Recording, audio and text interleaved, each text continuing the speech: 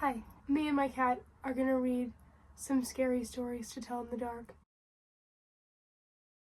I'm gonna go through this and find the ones my mom read to me as a kid. She actually went to the library, photocopied a bunch of them, printed them out, memorized them, and then read them to me and my brother in the car. Okay, this one scared me so much as a kid. And I used to be a preschool teacher, so I've had to read in front of big groups before. There was a haunted house where every night a bloody head fell down the chimney. At least that's what people said. So nobody would stay there overnight. Then a rich man offered $200 to whoever would do it, and this boy said he would try, if he could have his dog with him. So all was settled. Then the very next night, the boy went to the house with his dog. To make it more cheerful, he started a fire in the fireplace. Then he sat in front of the fire and he waited, and his dog waited with him. For a while nothing happened, but a little after midnight, he heard someone singing softly and sadly off in the woods. The singing sounded something like this. Are you interested? Me tai do ti walker. It's just somebody singing, the boy told himself, but he was frightened. Then his dog answered the song. Softly and sadly it sang, Lie-chi, kin-chi, coly-moly, dingo-dingo. The boy could not believe his ears. His dog had never uttered a word before. Then a few minutes later he heard the singing again. Now it was closer and louder, but the words were the same. Might I do ti walker. This time the boy tried to stop his dog from answering. He was afraid that whoever was singing would hear it and come after them. But his dog paid no attention, and again it sang. Line-chi, kind-chi, coily-moily, dingo-dingo. A half an hour later, the boy heard the singing again. Now it was in the backyard, and the song was the same. My tai do ti walker. Again the boy tried to keep his dog quiet, but the dog sang louder than ever. Lie-chi, kind-chi, colly-molly, dingo-dingo. Soon the boy heard the singing again. Now it was coming down the chimney. My tai do ti walker. The dog sang right back. Lie-chi, kind-chi, colly-molly, dingo-dingo. Suddenly, a bloody head fell out of the chimney. It missed the fire and landed right next to the dog. The dog took one look and fell over, dead, from fright. The head turned and stared at the boy. Slowly, it opened its mouth. Ah! My mom would never scream when she did it. That would freak me out too much. Not even because I don't like jump scares, just because I don't like screaming. What else is in here? I like this one. This one, I actually had nightmares about this one. I was so scared to look outside. I did not live in a farm area with fields. I lived houses, and this still scared me. Ted Martin and Sam Miller were good friends. They spent lots of time together. On this particular night, they were sitting on a fence near the post office, talking about one thing and another. There's a field of turnips across the road. Suddenly they saw something crawl out of the field and stand up. It looked like a man. But in the dark, it was hard to tell for sure. Then it was gone. But soon it appeared again. It walked halfway across the road, then it turned around and went back into the field. Then it came out a third time and started toward them. By now Ted and Sam were scared and they started running. But when they finally stopped, they decided they were being foolish. They weren't sure what had scared them, so they decided to go back and get a better look. Pretty soon they saw it, for it was coming to meet them. It was wearing black pants, a white shirt, and black suspenders. Sam said, I'm going to try to touch it. Then we'll know if it's real. He walked up to it and peered into its face. It had bright, penetrating eyes sunk deep in its head. It looked like a skeleton. Ted took one look and screamed, and again he and Sam ran, but this time the skeleton followed them. When they got to Ted's house, they stood in the doorway and watched it. It stayed out in the road for a while. Then it disappeared. A year later, Ted got sick and died. Towards the end, Sam sat up with him every night. The night Ted died, Sam said he looked just like the skeleton. When I was a kid, my mom watched this movie, and it was called Time Crimes, but it wasn't in English, so the title was something different. She watched it with subtitles, and the plot of the movie is this guy sees this scary thing in the woods, and by the end of the movie, he finds out the scary thing was him, but a time traveler. And she told it to me like it was one of these stories, and it like haunted me forever. And then I watched it last year, and it literally was not that scary. Here's a scary one. This image is super famous, like so famous I might get it tattooed, but it might be too like I don't think I have any scary tattoos besides this one. This might be crossing the line of too scary. Let's read it because it's famous. The Haunted House. One time, a preacher went to see if he could put a haunt to rest at a house in his settlement. The house had been haunted for about 10 years. Several people had tried to stay there all night, but they would always get scared out by the haunt. So this preacher took his Bible and went to the house. Went on in, built himself a good fire and lit a lamp. He sat there, reading the Bible. Then just before midnight, he heard something start up in the cellar. Walking back and forth. Back and forth. Then it sounded like somebody was trying to scream and got choked off. Then there was lots of thrashing around and struggling, and finally everything got quiet. The old preacher took up his Bible again. Before he could start reading, he heard footsteps coming up the cellar stairs. He sat watching the door to the cellar, and the footsteps kept coming closer and closer. He saw the doorknob turn, and when the door began to open, he jumped up and hollered, "What do you want?" The door shut back easy, like there wasn't a sound. The preacher was trembling a little, but he finally opened the Bible and read a while. Then he got up and laid the book on the chair and went to mending the fire. And then the haunt started again, walking, and step and step and step up the cellar stairs. The old preacher sat watching the door, saw the doorknob turn, and the door open. It looked like a young woman. He backed up and said, "Who are you? What do you want?" The haunt sort of swayed, like she didn't know what to do, and then she just faded out. The old preacher waited, and when he didn't hear any more noises, he went over and shut the door. He was sweating and trembling all over, but he was a brave man, and he thought he'd be able to see it through. So he turned his chair where he could watch, and he sat down and waited. It wasn't long before he heard the haunt start up again, slowly, step, step, step, closer and closer, step, step. It was right at the door. The preacher stood up and held his Bible out before him, and the knob slowly turned, and the door opened wide. This time the preacher spoke quiet-like. He said, "In the name of the Father, the Son, and the Holy Spirit, who are you, and what do you want?" The haunt came right across the room, straight to him, and took hold of his coat.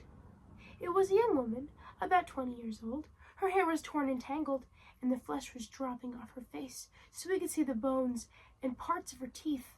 She had no eyeballs, but there was a sort of blue light way back in her eye sockets, and she had no nose to her face. Then she started talking. It sounded like her voice was coming and going with the wind blowing it. She told how her lover had killed her for her money and buried her in the cellar. She said if the preacher would dig up her bones and bury her properly, she could rest. Then she told him to take the end joint of her little finger from her left hand, that was my right hand, and lay it in the collection plate at the next church meeting, and he'd find out who had murdered her. And she said, "If you come back here once more after that, you'll hear my voice at midnight, and I'll tell you where my money is hid, and you can give it to the church." The haunt sobbed like she was tired, and she sunk down towards the floor and was gone. The preacher found her bones and buried them in the graveyard. The next Sunday, the preacher put the finger bone in the collection plate, and when a certain man happened to touch it, it stuck to his hand. The man jumped up and rubbed and scraped and tore at that bone, trying to get it off. Then he went to screaming like he was going crazy. Well, he confessed to the murder, and they took him on to jail. After the man was hung, the preacher went back to that house one midnight, and the haunt's voice told him to dig under the heath rock. He did, and he found a big sack of money, and where the haunt held onto his coat, the print of those bony fingers was burned right onto the cloth. The first story I ever heard from this book was the one with the finger that the kid, or the toe the kid found in the garden. That was the first one, and it was my second exposure to body horror after America's Funniest Home Videos. Oh, I love this one. The Girl Who Stood on a Grave. Some boys and girls were at a party one night. There was a graveyard down the street, and they were talking about how scary it was. "Don't ever stand on a grave after dark," one of the boys said. "The person inside will grab you. He'll pull you under." "That's not true," one of the girls said. "It's just a superstition." "I'll give you $1 if you stand on a grave," said the boy. "A grave doesn't scare me," said the girl. "I'll do it right now." The boy handed her his knife. "Stick this knife in one of the graves," he said. "Then we'll know you were there." The graveyard was filled with shadows and was as quiet as death. "There's nothing to be scared of," the girl told herself. But she was scared anyway. She picked out a grave and stood on it. Then quickly she bent over, plunging the knife into the soil. And she started to leave. But she couldn't get away. Something was holding her back. She tried a second time to leave, but she couldn't move. She was filled with terror. "Something has got me!" she screamed, and she fell to the ground. When she didn't come back, the others went to look for her. They found her body sprawled across the grave. Without realizing it, she'd plunged a knife through her skirt, and it pinned her to the ground. It was only the knife that held her. She had died of fright. Is that the second died of fright we read? That's weird. Ooh, I love this story. A man named Joseph Blackwell came to Philadelphia on a business trip. Bad move. He stayed with his friends in a big house they owned outside the city. That night they had a good time visiting, but when Blackwell went to bed, he tossed and turned, and he couldn't sleep. Sometime during the night, he had heard a car turn into the driveway. He went to the window to see who it was arriving at such a late hour. In the moonlight, he saw a long black hearse filled with people. The driver of the hearse looked up at him. When Blackwell saw his queer, hideous face, he shuddered. The driver called to him, "There's room for one more." Then he waited a minute or two, and he drove off. In the morning, Blackwell told his friends what had happened. "You were dreaming," they said. "I must have been," he said, "but it didn't seem like a dream." After breakfast, he went into Philadelphia. He spent the day high above the city in one of those new office buildings there. Late in the afternoon, he was waiting for an elevator to take him back down to the street. But when it arrived, it was very crowded. One of the passengers looked out and called to him, "There's room for one more." He said it was the driver of the hearse. "No thanks," said Blackwell. "I'll get the next one." The doors closed, and the elevator started down. There was shrieking and screaming, then the sound of a crash. The elevator had fallen to the bottom of the shaft. Everyone on board was killed. These books made me normal. Can you tell? Let's read High Beams. My car has completely untinted windows, so if there was somebody in there, I definitely would know. There's nowhere to hide. There isn't even headrests. The girl driving the old blue sedan was, what if we changed it to purple Jeep Cherokee? Can we do that? We're gonna do that. The girl driving the old Jeep Cherokee was a senior at the high school. She lived on a farm about 8 miles away, and she used the car to drive back and forth. She had driven to town that night to see a basketball game. Now she was on her way home. As she pulled away from the school, she noticed a red pickup truck follow her out of the parking lot. A few minutes later, the truck was still behind her. "I guess we're going in the same direction," she thought. She began to watch the truck in her mirror. When she changed speed, the driver of the truck changed his speed. When she passed a car, so did he. Then he turned his high beams on, flooding her car with light. He left them on for almost a minute. He probably wants to pass me, she thought. But she was becoming uneasy. Usually she drove home over a back road. Not too many people went that way, but when she turned onto the road, so did the truck. I've got to get away from him, she thought, and she began to drive faster. Then he turned his high beams on again. After a minute, he turned them off. Then he turned them on again and off again. She drove even faster, but the truck stayed right behind her. Then he turned his high beams on again. Once more, her car was ablaze with light. What is he doing? What does he want? She wondered. Then he turned them off again. But a minute later, he had them on again, and he left them on. At last, she pulled into her driveway, and the truck pulled right in behind her. She jumped from her car and ran to the house. "Call the police!" she screamed at her father out in the driveway. She could see the driver of the truck. He had a gun in his hand. And when the police arrived, they started to arrest him. But he pointed to the girl's car. "You don't want me," he said. "You want him." Crouched behind the driver's seat, there was a man with a knife. As the driver of the truck explained it, the man slipped into the girl's car just before she left the school. He saw it happen, but there was no way he could stop it. He thought about getting the police, but he was afraid to leave her, so he followed her car. Each time the man in the back seat reached up to overpower her, the driver of the truck turned on his high beams. Then the man dropped down, afraid someone might see him. All these stories end exactly the same. She died of fright, and then again, he was arrested. Oh my god, I love this one! The Viper, I love this one. I love this one so much. I literally love this one. I remember sitting in my driveway in the rain as a kid with my mom. We were sitting in our minivan, and she was in the passenger seat for some reason. We weren't going anywhere, and she was telling the story from memory. Okay, let's start. A widow lived alone on the top floor of an apartment house. One morning, her telephone rang. "Hello?" she said. "This is the Viper," a man said. "I'm coming up." Somebody's fooling around, she thought, and hung up. A half hour later, the telephone rang again. It was the same man.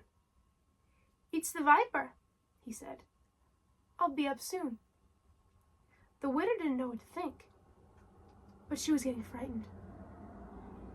Once more, the telephone rang. Again, it was the Viper. "I'm coming up now," he said.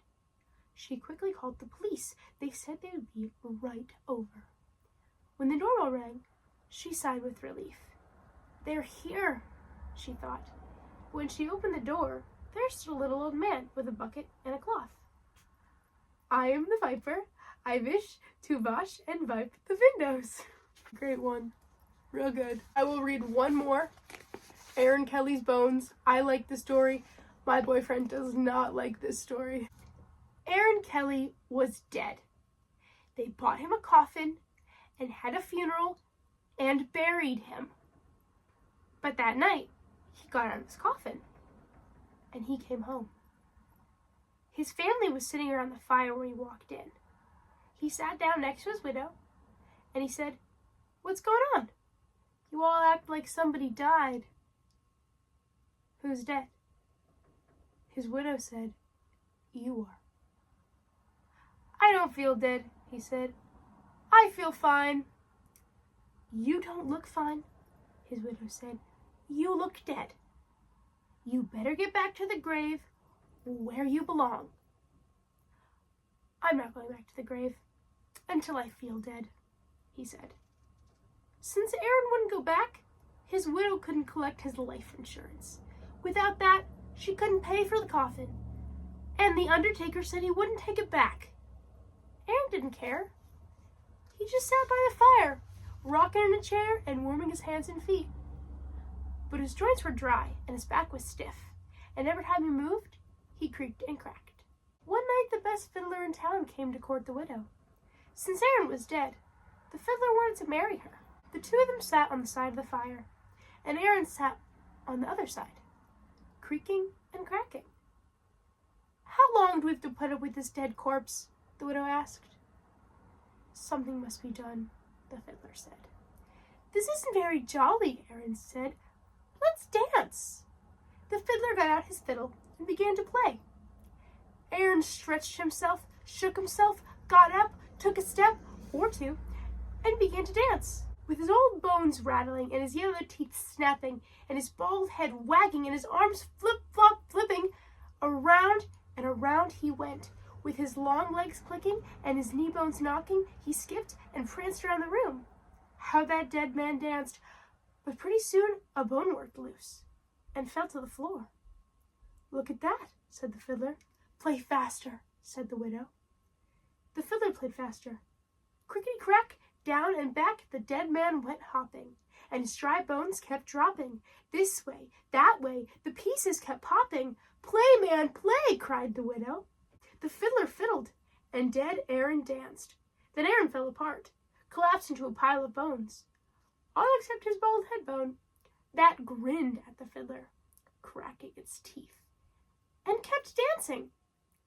"Look at that," groaned the fiddler. "Play louder," cried the widow. "Ho, ho," said the head bone. "Ain't we having fun?" The fiddler couldn't stand it. "Widow," he said, "I'm going home." And he never came back. The family gathered up Aaron's bones and put them back in the coffin. They mixed him up so he couldn't fit them back together. After that, Aaron stayed in his grave. But his widow never got married again. Aaron had seen to that. I was thinking that would be the last one, but Wait Till Martin Comes is funny. An old man was out for a walk when a storm came up. He looked for a place to take shelter. Soon he came up to an old house. He ran up on the porch and knocked on the door, but nobody answered. By now rain was pouring down, thunder was booming, and lightning was flashing, so he tried the door. When he found it was unlocked, he went inside. Except for a pile of wooden boxes, the house was empty. He broke up some of the boxes and made a fire with them. Then he sat down in front of the fire and dried himself. It was so warm and cozy that he fell asleep. When he woke up, a black cat was sitting near the fire. Oh my God. Oh, you can't even see her! It stared at him for a while. Then it purred. That's a nice cat, he thought, and dozed off again. When he opened his eyes, there was a second cat in the room. This one was as big as a wolf. It looked at him very closely, and it asked, "Shall we do it now?" "No," said the other cat. "Let's wait till Martin comes." I must be dreaming, thought the old man. He closed his eyes again, and then he took another look, but now there was a third cat in the room. This one was as big as a tiger. It looked the old man over, and it asked, "Shall we do it now?" "No," said the others. "Let's wait till Martin comes." The old man jumped up, jumped out the window, and started running. "When Martin comes, you tell him I couldn't wait." New Jersey is credited in this book. New Brunswick, New Jersey is credited. OMG, Martin's here! Martin is here! Bye, Martin!